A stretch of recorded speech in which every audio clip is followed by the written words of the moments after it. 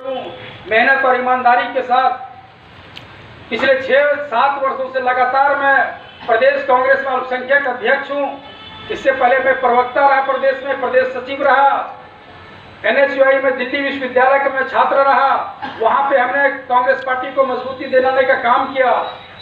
अब इतने पिछले 15 वर्षों के छात्र जीवन से लेकर अब तक का परिणाम मुझे आदरणीय नेता श्री राहुल गांधी जी ने जब दिया है, और जब इस नाम की चर्चा हमारे बिहार के भावी मुख्यमंत्री श्री तेजस्वी यादव जी के पास गई थी, तो जो मुझे जानकारी है, उन्होंने कहा कि निश्चित तौर पे आप इस उम्मीदवार को सुपौल से मौका दीजिए। सुपौल की जनता इनको वहां से जीत दिला करके भेजने का काम करेगी।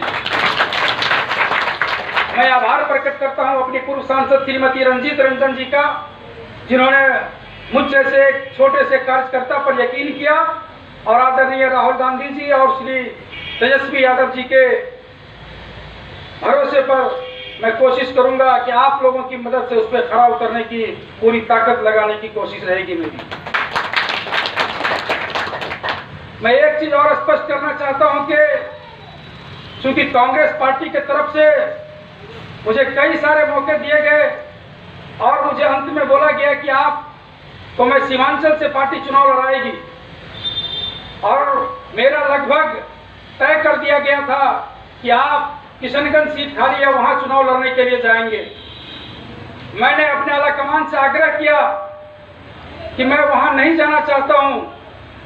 मेरा मादरे वतन, मेरी मिट्टी, मैंने जहां से अपनी स्कूलिंग शिक्षा से लेकर तमाम चीजें ग्रहण की अपने सुपौल की सरजमी से। अगर आपको लगता है कि सुपौल की सीट ये हॉट सीट है, 30 वर्ष के बरगद का पेड़ की बात होती है, मैंने राहुल गांधी जी को कहा है कि आप मुझे मौका दीजिए, हम चुनाव लड़ करके और चुनाव जीत करके आपके सामने आएंगे। जिन 4-5 चंद लोगों के साथ या पिछले 30 वर्षों से सत्ता में बैठे हुए हैं, अगर वो 5 लोगों के साथ ये सत्ता में बैठे हुए हैं, अगर आपकी ताकत नहीं तो इस जनता की ताकत से हम उसको उखाड़ फेंकने का आज से वादा करते हैं। हमने कह दिया है अपने तमाम कार्यकर्ताओं को कि आपके मान सम्मान के साथ, चाहे वो कांग्रेस पार्टी का कार्यकर्ता हो, चाहे वो राष्ट्रीय जनता दल का कार्यकर्ता हो, चाहे वो CPI CPM के गठबंधन के हमारे तमाम साथियों के कार्यकर्ता हो, मैं उनको दावे के साथ कह सकता हूं कि मैं भी एक पार्टी का कार्यकर्ता हूं। मैंने उस पीड़ा को देखा है। मैं इस चुनाव में सबसे ज्यादा अगर मान सम्मान किन्हीं को दूंगा तो हमारे तमाम पार्टी और संगठन के कार्यकर्ताओं को देने के लिए मैं तैयार हूं। मैं पूरी ताकत के साथ, आखिर कुछ वजह रही होगी जब राहुल गांधी जी, तेजस्वी यादव जी और श्रीमती रंजीत रंजन जी ने मुझ पर भरोसा किया है। आप नामांकन से पहले मुझे मात्र 2 दिन का समय मिला, कागजात जमा करने थे, उसमें ज्यादा वक्त हमारा बीत गया, जिससे कि हम लोगों के बीच नहीं जा सके। वरना मेरी ख्वाहिश थी कि मैं हर घर तक पहुंचूं, लेकिन मैं ये दावे के साथ कह सकता हूं कि कल जब नामांकन का कार्यक्रम खत्म होगा, उसके बाद से लेकर के वोट के दिन तक मैं चैन से सोने वाला नहीं, और तमाम लोगों के बीच में, जनता के बीच में मेरी कोशिश होगी पूरे विधानसभा के हर एक गांव, हर एक पंचायत में जाकर के अपील करने के लिए, उनसे कहने के लिए कि आपका बेटा, आपका भाई आपके बीच आया है, और ये 30 साल को बदलने का काम आप ही कर सकते हैं और कोई नहीं कर सकता। जितने भी कार्यकर्ता, जितने भी धन बल का प्रयोग किया जा रहा है चुनाव के अंदर में, आप लोग देखेंगे आने वाले समय में, अगले 2-4 दिनों के अंदर जब चुनाव परवान पर चलना शुरू होगा, मैं दावे के साथ कह सकता हूं, एक एक कार्यकर्ता का सर ऊंचा रहेगा। जब आप पूरे विधानसभा में कहीं भी जाएंगे, आपको कांग्रेस, राजद, तमाम हमारे गठबंधन के कार्यकर्ता सड़कों पर नजर आएंगे। हम चुनाव लड़ने के लिए जो ये गठबंधन का स्वरूप है, चूंकि जनता जानती है, और पूरे प्रदेश, अभी 11 जिलों में मैं प्रचार करके आया हूं गठबंधन के, देश प्रदेश की जनता पूरी तरीके से सत्ता परिवर्तन की मुंह बना ली है। और यह सत्ता परिवर्तन इसलिए क्योंकि लोग इस नीतीश कुमार की सरकार से त्राहिमाम है। लोग ये चाहते हैं कि ये सरकार बदले, और सरकार बदलने का मतलब है कि अगला मुख्यमंत्री अगर कोई होगा तो हमारे तेजस्वी यादव जी अगले मुख्यमंत्री बनने के लिए जा रहे हैं। इसलिए इस चुनाव में हमारे सम्मानित अध्यक्ष विमल बाबू जी ने सही कहा है कि बहुत कम समय में एक नोटिस दी गई, खबर की गई, फिर भी तमाम लोग यहाँ इकट्ठा हुए हैं। उसके लिए मैं माफी चाहूंगा जिन तक खबर नहीं पहुंच पाई। कल नामांकन का कार्यक्रम होगा। नामांकन के कार्यक्रम के बाद एक एक व्यक्ति, एक एक जो भी हमारे साथी हैं, मैं चाहूंगा कि आप हमें जरूर अपना अपना रोड मैप बतावा। जो भी मुझे दिशा निर्देश संगठन के द्वारा मिलेगा, हम प्रत्याशी की हैसियत से नहीं बल्कि संगठन की हैसियत से चुनाव लड़ना चाहते हैं। गठबंधन के साथ लेकर के, गठबंधन के तमाम नेताओं, तमाम कार्यकर्ताओं के साथ लेकर के इस चुनाव को लड़ना चाहते हैं, और तभी हमारी जीत होगी। बगैर संगठन का कोई व्यक्ति नहीं जीत सकता, ये एक सच्चाई है दोस्तों।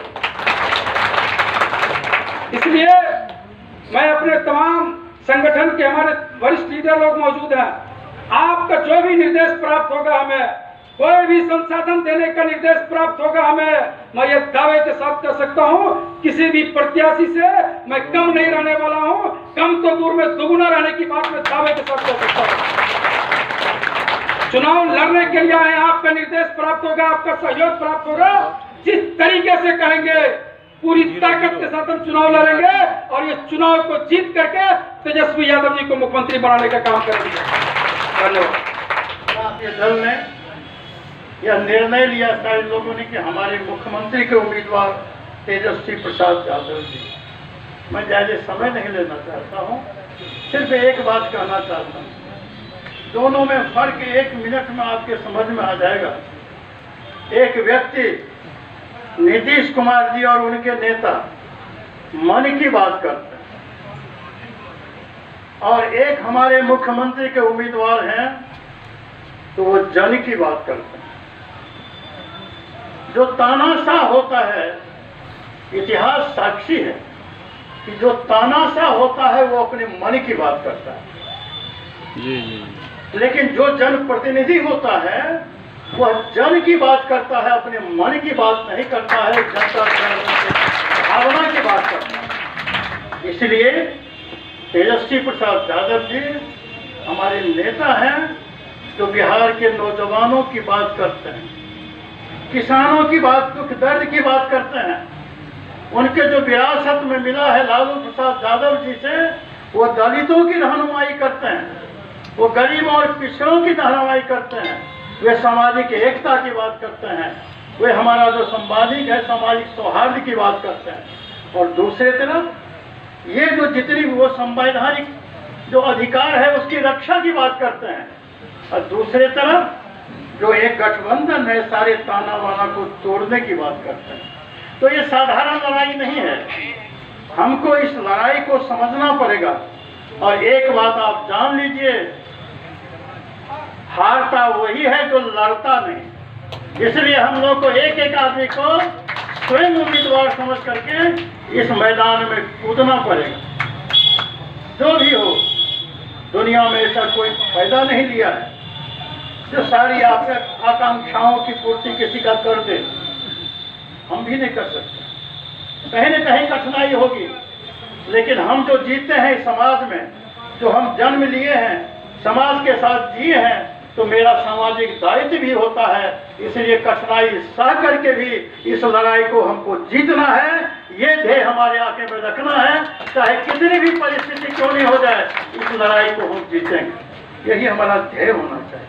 आज यहाँ तक कि मोबाइल में जो सब दिन उसी सब के फेवर में होता था मीडिया पर, वहाँ भी लोग जो कहता है परिवर्तन का ही मन बना लिया है बात है।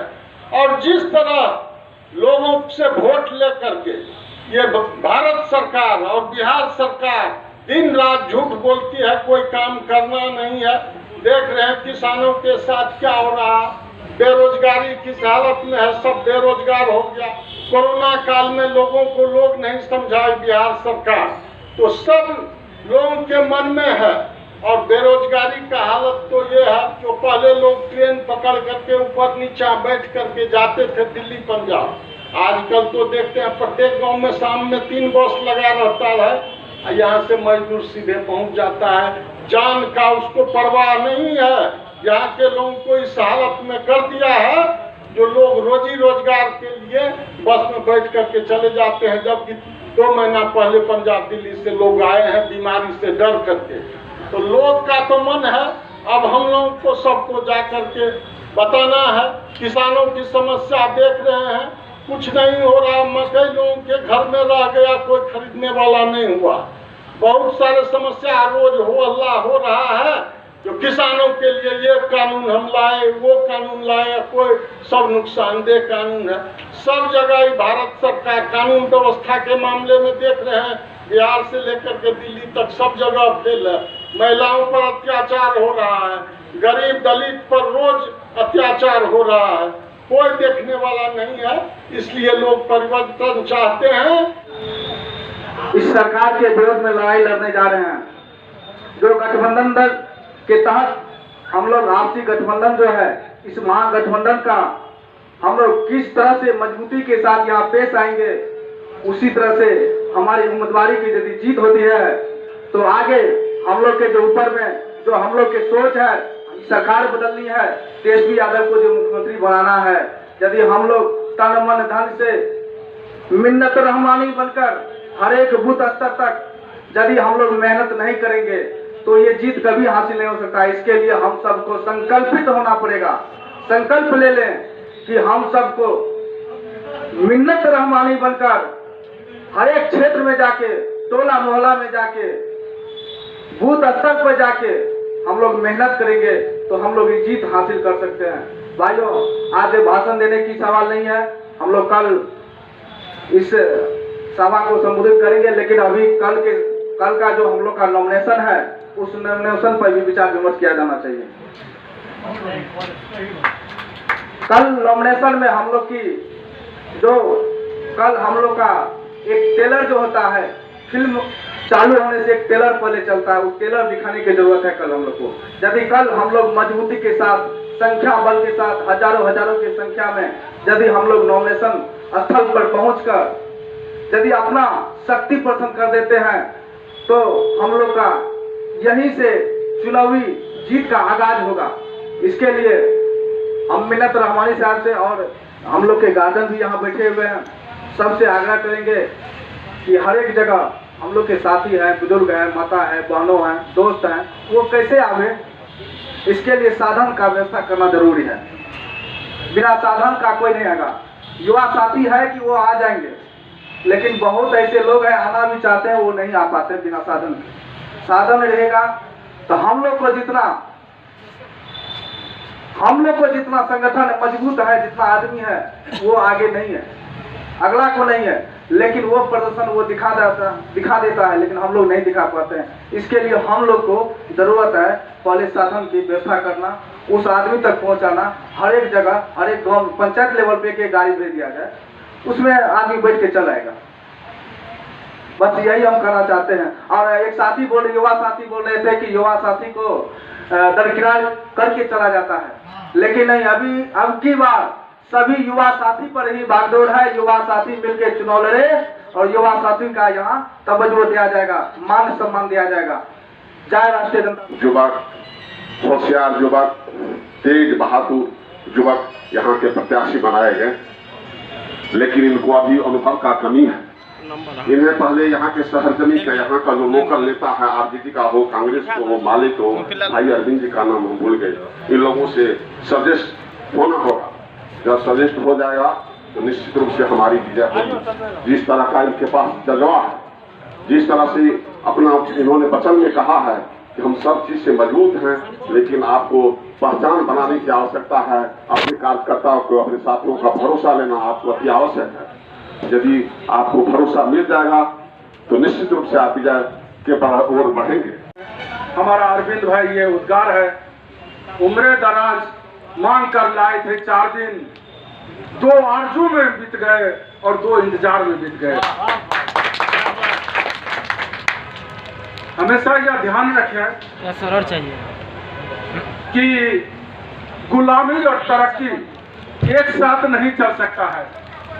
लोग जिन उद्देश्यों के लिए यहाँ हमारे तथाकथित विश्वकर्मा बाबा की गुणगान करते हैं, हम उसी संदर्भ में कहना चाहते हैं, गुलामी और तरक्की एक साथ नहीं चल सकता है, लिहाजा गुलामी का अंत तो करना ही पड़ेगा।